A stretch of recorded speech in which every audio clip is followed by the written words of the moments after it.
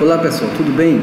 Nessa aula iremos estudar grandezas diretas, inversas, regra de 3 simples, regra de 3 composta, porcentagem e variação percentual.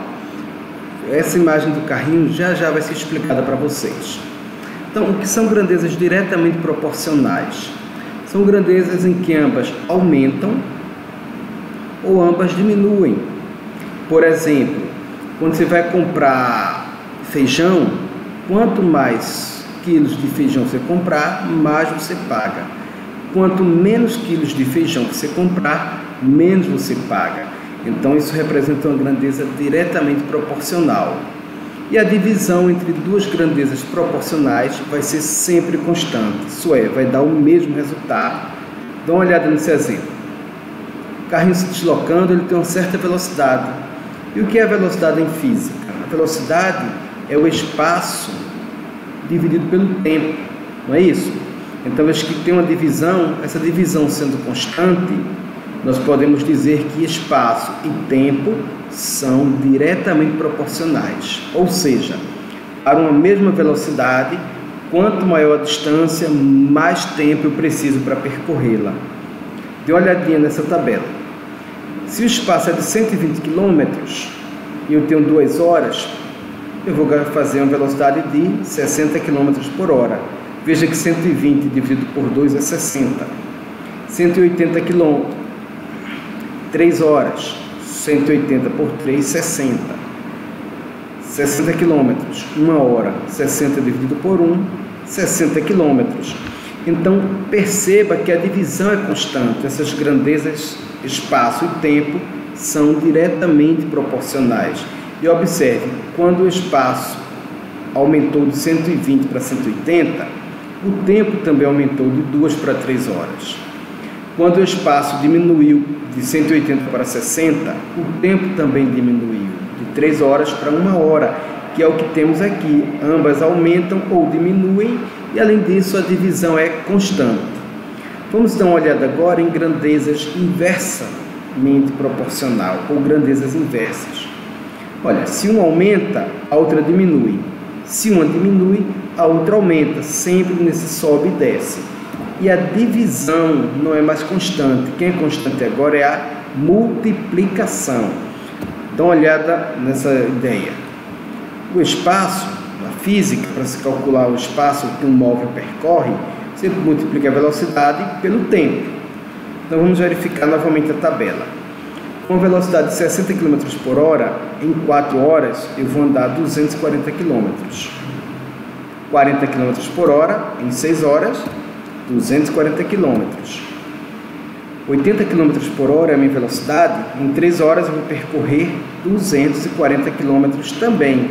Perceba que a multiplicação é constante, isso representam grandezas inversamente proporcionais.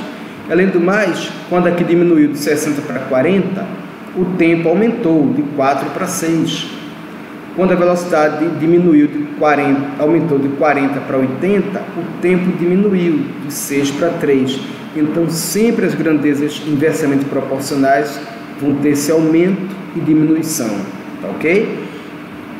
Vamos a uma aplicação dessas grandezas. Olha a regra de 3 simples, que pode ser direta, quando as grandezas envolvidas são diretamente proporcionais. Então, olhada nesse exemplo.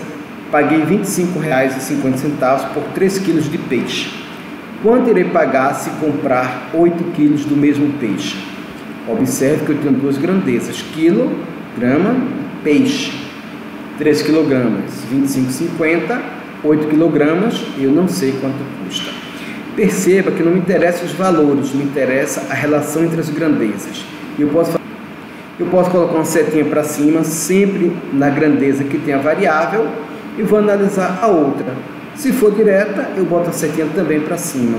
Se for inversa, eu boto a setinha para baixo. Isso não tem a ver com os valores, tá certo? Então veja, quanto mais eu compro peixe, mais eu pago. Então, mais peixe, mais valor a ser pago, mais e mais, está aumentando. Diretamente proporcional.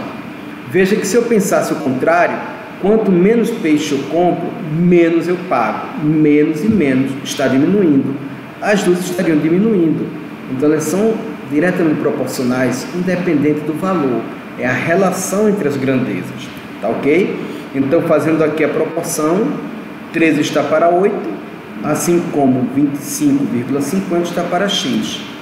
Fazendo o meio pelos extremos, nós encontramos que 3x é igual a 204, x é igual a 204 dividido por 3, portanto, eu irei pagar R$ 68 para comprar 8 kg de peixe, ok? Vamos agora a um exemplo de regra de 3 inversa. Olha, 8 funcionários fazem um serviço em 20 dias. Em quantos dias 12 funcionários farão o mesmo serviço? Eu tenho as grandezas funcionário e dias. 9 funcionários, 20 dias. 12 funcionários, quantos dias? Veja que a relação... Vamos novamente colocar a setinha de dias para cima.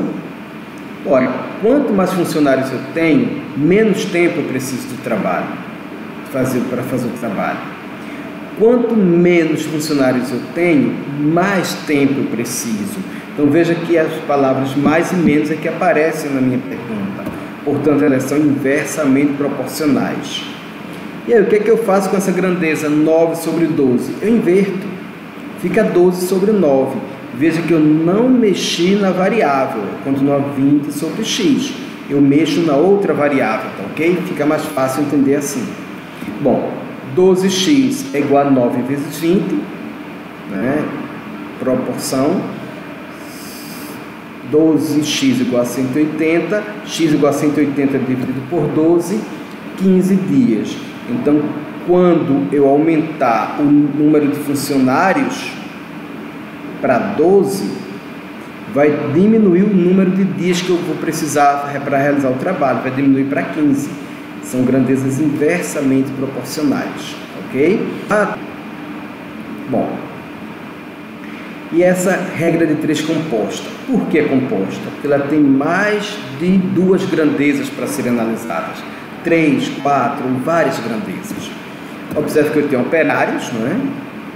Horas por dia, dias, metros. Então, 20 operários trabalhando 8 horas por dia gastam 18 dias para construir um muro de 300 metros.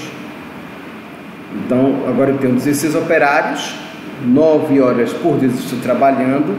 Eu não sei quanto tempo eles vão demorar para construir um muro de 200 dias. Ora, vamos analisar. A variável, estou colocando a setinha para cima. Dias, eu vou analisar aqui a variável, vou analisar com todos os outros elementos. Dias e operários. Quanto mais operários eu tenho na obra, menos tempo eu preciso para realizar essa obra. É inversa. Quanto mais horas por dia eu trabalhar, menos dias eu preciso ficar trabalhando. É inversa. Quanto mais muro eu quiser construir, mais tempo eu preciso para construí-lo. Então, mais e mais é diretamente. Vamos organizar isso aqui, olha. 18 sobre x, que é a variável. O 20 sobre 16, eu inverti, porque ela é inversamente, então ficou 16 sobre 20. O 8 sobre 9 eu também inverti, porque é inversamente proporcional, ficou 9 sobre 8. 300 sobre 225 eu deixei, porque é diretamente, não há necessidade de inverter, tá ok? Eu poderia multiplicar todos esses elementos aqui, olha, todos os 3, depois multiplicar aqui também o denominador, mas é mais simples simplificar. Nesse caso, cada um simplifique como achar melhor, cada um simplifique se quiser, mas a minha sugestão é a seguinte, ó. 16 e 8 dá para simplificar. 16 por 8 dá 2, 8 por 8 dá 1. 320 dá para simplificar. 300 por 20 dá 15, 20 por 20 dá 1. E agora ficamos com 18 sobre x, 2 sobre 1, 9 sobre 1, 15 sobre 225, que dá para simplificar. 15 por 15 dá 1, 225 por 15 vai dar 15. Finalmente chegamos nessa igualdade, que vai ficar 2 vezes 9, 18, 1 vezes 15 dá 15. Olha, eu poderia aqui ainda simplificar o 18 com 18 e já saber que a resposta dá 15. Mas para quem não quiser, 18x igual a 18 vezes 15, o que resulta em x igual a 270 dividido por 18. 15. Então, o muro será construído em 15 dias. Espero que vocês tenham entendido. Qualquer coisa, voltem a ver a videoaula. Anotem as dúvidas para ter em sala de aula. Isso é muito importante. E façam as atividades, tá ok? Vamos continuar vendo porcentagem. Existem 3 problemas básicos de porcentagem. O primeiro se refere a cálculo da porcentagem propriamente dita. Veja no quadrinho. Vou conseguir um lucro de 40%. Bom dia, André. Senta aí, meu amigo. Então, esse rapaz está interessado em ganhar 40%. Vamos supor que ele fosse R$2.000 à venda, tá ok? Então, 40% de 2.000. Esse DI em matemática sempre é vezes.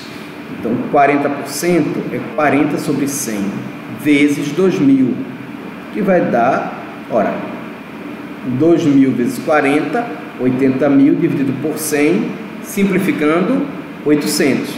Quem prefere trabalhar com decimal, pode transformar 40% em 0,40 ou 0,4 e multiplicar direto, também vai dar 800, tá ok? Isso não faz diferença. Então, esse é o cálculo da porcentagem. Existe também o cálculo da taxa percentual. Olha essa figura.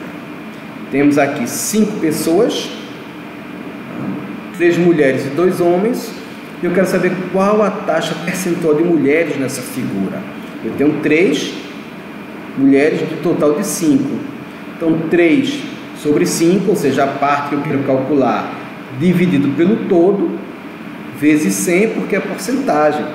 300, 3 vezes 100, 300, dividido por 5. 60, como eu estou trabalhando taxa percentual, 60%. Mas também poderia dizer 0,60 ou simplesmente 0,6. Esse é o segundo tipo de problema que pode aparecer em porcentagem, que é o cálculo da taxa percentual. Vamos agora calcular o valor total, também chamado de principal. É quando eu tenho uma taxa, tenho uma porcentagem, mas não sei o valor total. Olha essa questão aí da pizza.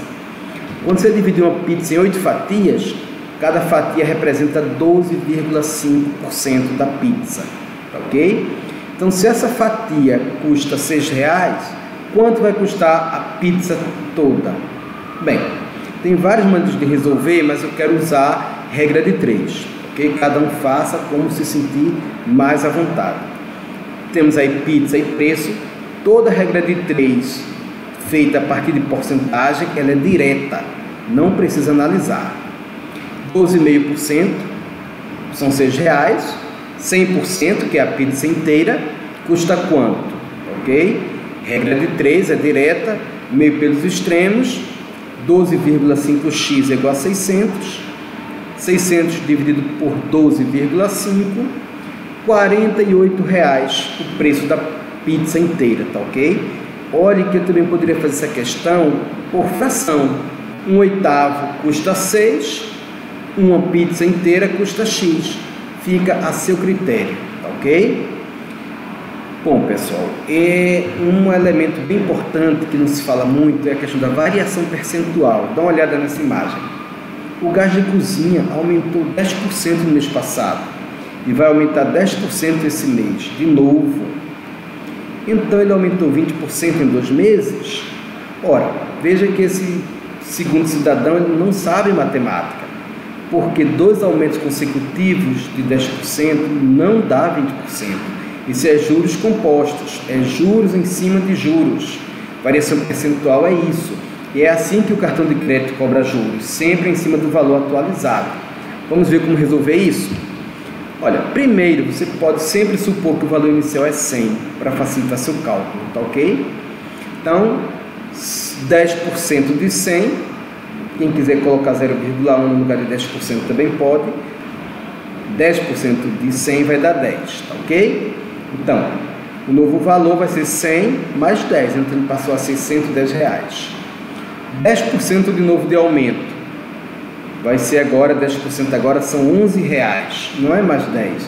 Porque o valor que eu estou calculando é outro, não é mais 100, é 110.